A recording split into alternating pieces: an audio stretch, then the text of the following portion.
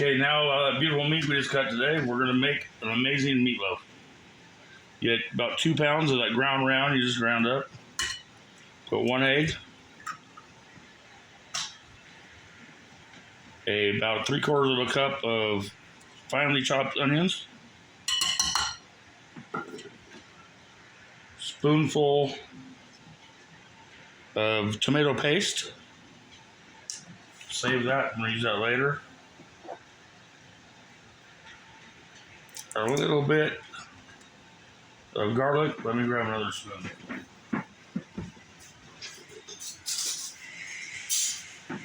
Oh, that garlic smells so good. About that much garlic. We really don't measure around here. We just kind of play around with taste and kind of guess at it. But some Dijon mustard. Now, I used to make my meatloaf with everything except for the Dijon mustard and the Worcestershire sauce, or however you say it. About that much mustard. Till I watched a famous chef one day on TV that made burgers with the Dijon mustard and Worcestershire sauce. About that much Worcestershire sauce. And then the trick to this meatloaf, one of them, is applesauce. Probably here, I usually just pour it in there. Let's measure about, say, probably 1/4 of a cup.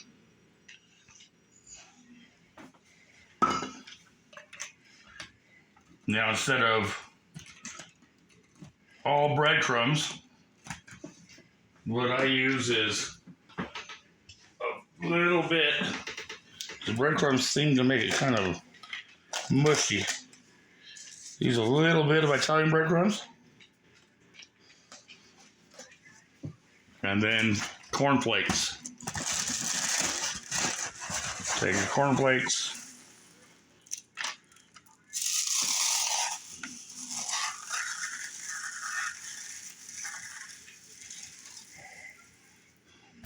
Couple handfuls.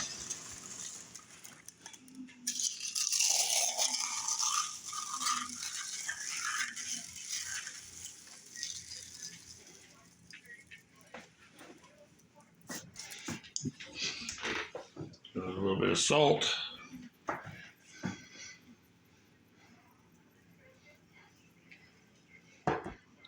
Some cracked pepper.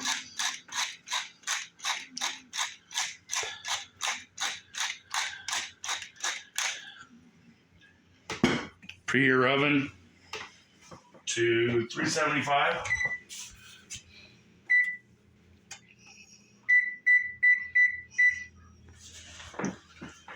Mix this up.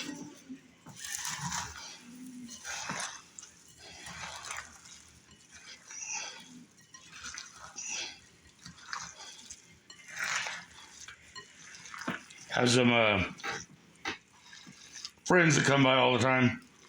Should always come by. They love our cooking. Showed up one day to come and visit. Hi, Brandy and Gary. They came by and they said, "What'd you make for dinner tonight?" I said, "Meatloaf." They both went, "Ew." We had some left over, so I made them a plate. By the time they were done, they were fighting over who got the rest of the meatloaf. So this is an amazing meatloaf recipe.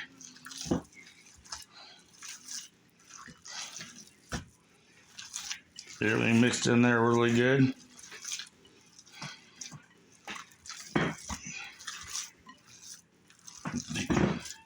Take it out.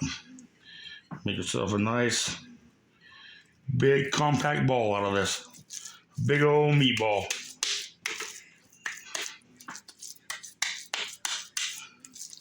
Make sure it kind of packs down good so there ain't no cracks in the middle or.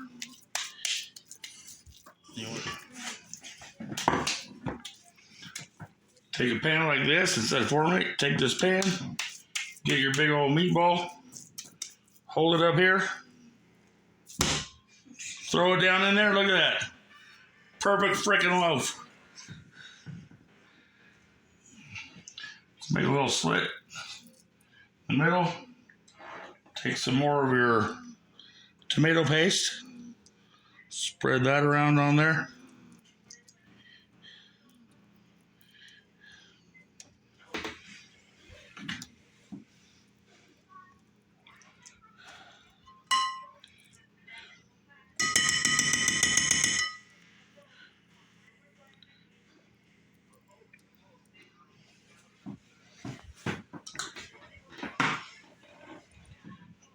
Then we'll stick it in the oven. Preheated oven. We'll leave that in there to brown, uncovered. We'll check it in about 20 minutes, see how brown it is. And when that's about done, we'll make our gravy and our sides with it. Check it on the meatloaf. It's been in about 20 minutes. Got a nice golden brown on top. So now what we're going to do is cover this up.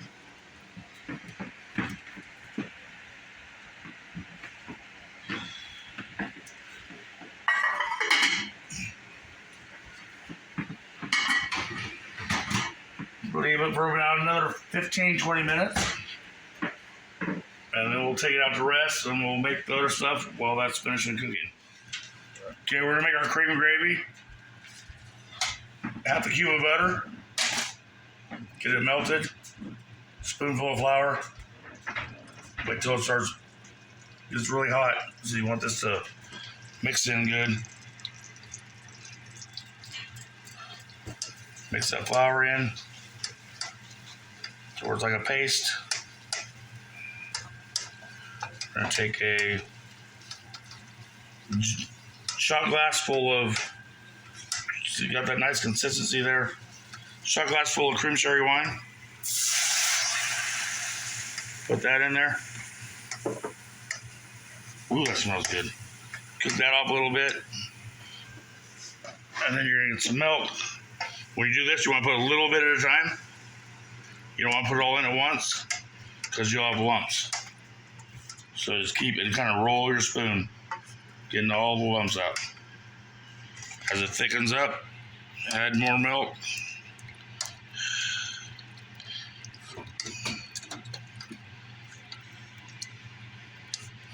Roll in your spoon, let it get hot again. If you put all that milk in there at once, it gets too cold and then you'll end up with all these lumps in there.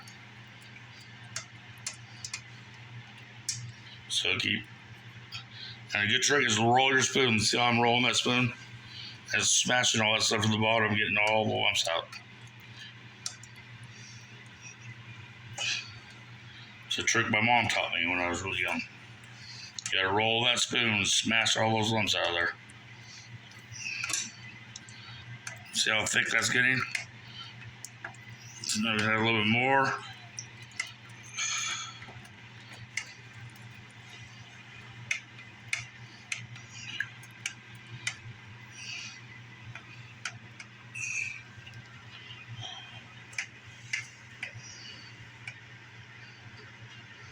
Keep rolling your spoon around. See a few lumps are starting to go away.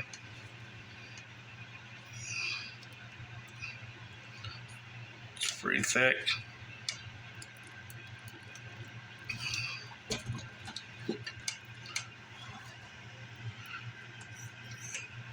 You want to throw a little bit of garlic salt.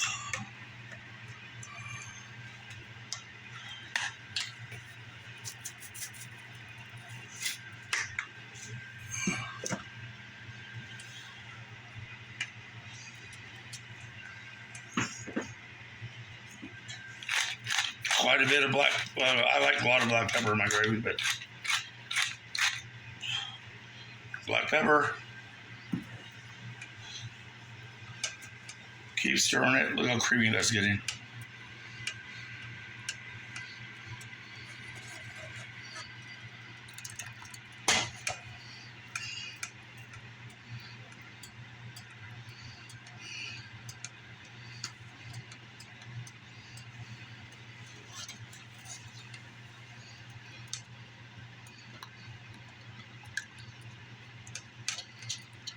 And then sometimes if you want brown gravy instead of the white cream gravy, what I'll do instead of using a package of brown gravy mix, I'll take a package of au juice mix, mix it in about a quarter cup of water, and keep this nice and thick, and then add that to it. Use like half a package of the au juice mix to a quarter cup of water, which makes it really strong. And it makes it excellent brown gravy. Way better than the packaged stuff.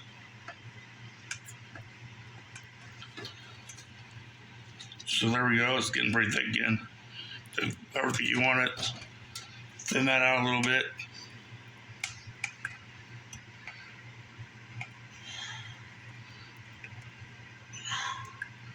And there you go. You got your cream gravy. Like I said, unless if you want brown gravy, oh, that works better. Want brown gravy? Add some all juice mix to this. Because all juice usually calls for a packet to 3 cups of water. But put a cap at half a pack to like a quarter cup of water. Add it to this. But you want to make sure that this is nice and thick before you do that, because that's going to thin it out. And that's a pretty good consistency of gravy right there. We don't want it any thinner than that. So, and there we go. Turn that off. Been in there 45 minutes. We're going to take it out.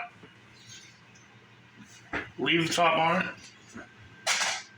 And we're going to sit it there and let it rest. And it'll finish cooking. Looks beautiful. Take this off real quick. Take a look at that. Oh, yeah. And what do we do here? Potatoes? That's the potatoes. We, instead of making, you want homemade potatoes? These are a great substitute, homemade potatoes. I like these better than homemade potatoes. They have several different flavors. They have a chipotle one that goes great with barbecue. But again, if you want to make homemade potatoes, you can. These are nice and smooth and creamy. Excellent potato, quick, easy. We're not sponsored by them. We're not trying to promote them or anything, but that's just the best. That's just what we eat. It is what it is. Had some people come over for Thanksgiving. Oh, I want to make homemade mashed potatoes. She made homemade mashed potatoes. They were lumpy and they sucked. These are way better. And then just a can of green beans with some bacon bits. And I used a little bit of the leftover tomato paste in there for a little tomato sauce. So, our plate after our meatloaf is done. Put a little bit of this homemade gravy on top of there. Some on the potatoes. And then we got some croissants with my sister's homemade pomegranate jelly. So by merchandising your meat, this plate is under, depending on what kind of ingredients you use. If you wanted to make more expensive beans or more expensive potatoes, this plate here was under $2 a plate for a delicious, hearty, comfort food meal. But you cannot get this. Don't just watch the recipe and then go to the store and buy the ingredients and think, oh, well, that was way more than $2 a plate. You gotta watch their videos, learn how to merchandise your meat, so you get your meat for cheaper. And that's how we're able to make this beautiful plate for less than $2 a plate. And so my wife is very hangry right now because this took us a while to do today. So I gotta throw this to her real quick and get her fed before I end up in trouble. Here you go, honey. Thank you. So all of this food, we could probably feed 6, maybe 8 people. $12.